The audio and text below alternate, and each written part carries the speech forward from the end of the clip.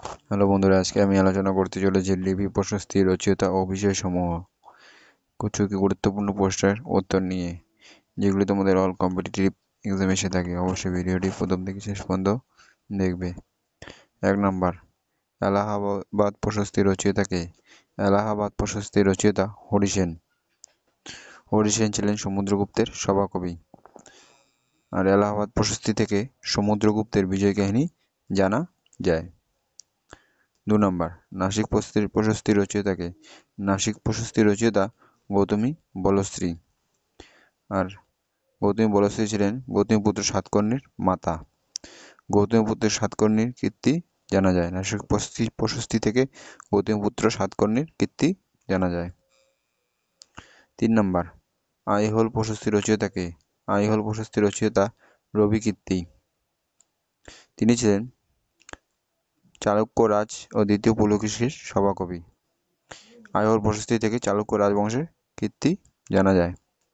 4 নম্বর, জুনাগড় প্রশস্তি রচয়িতাকে? জুনাগড় প্রশস্তি রচয়িতা শকরাজ ও রুদ্রদমন।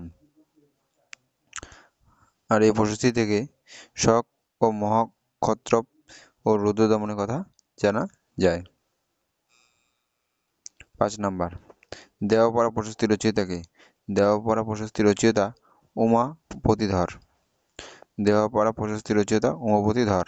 এখানে বলাল সেন ও বিজয় সেনের কীর্তি জানা যায়।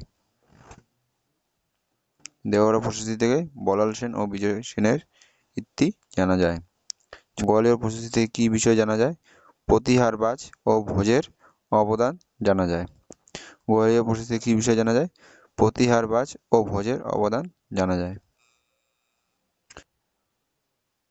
7 নম্বর, এটা তোমাদের নানাঘাট হবে। নানাঘাট শিলালিপি রচয়িতাকে? নানাঘাট শিলালিপি রচয়িতা নয়নিকা বা নাগানিকা। প্রথম সাতকর্ণী স্ত্রী, ইনি ছিলেন প্রথম সাতকর্ণী স্ত্রী। আর এখানে সাতবাহনদের ইতিহাস সম্পর্কে জানা যায়। নানাঘাট শিলালিপি থেকে সাতবাহনদের ইতিহাস জানা যায়।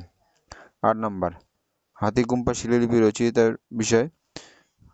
হাতিগুম্পা শিলালিপি উড়িষ্যা ভুবনেশ্বরের কাছে উদয়গিরি হাতি ও গুম্পা শিলালিপি পাওয়া যায়। কলিঙ্গ রাজ খরবেলের কৃতিত্ব জানা যায়। 9 নম্বর, এরান শিলালিপির বিষয় কি? এরান শিলালিপির বিষয় দ্বিতীয় চন্দ্রগুপ্ত সম্পর্কে জানা যায়।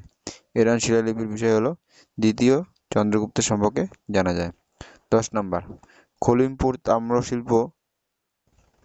10 নম্বর, খলিমপুর তাম্রলিপি বিষয় কি? খলিমপুর তাম্রলিপির বিষয় ধর্মপালা সম্পর্কে জানা যায়।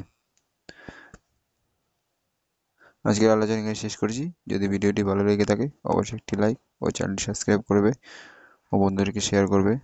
সুস্থ থাকবে, ভালো থাকবে ও চ্যানেলের সাথে থাকবে। Thank you.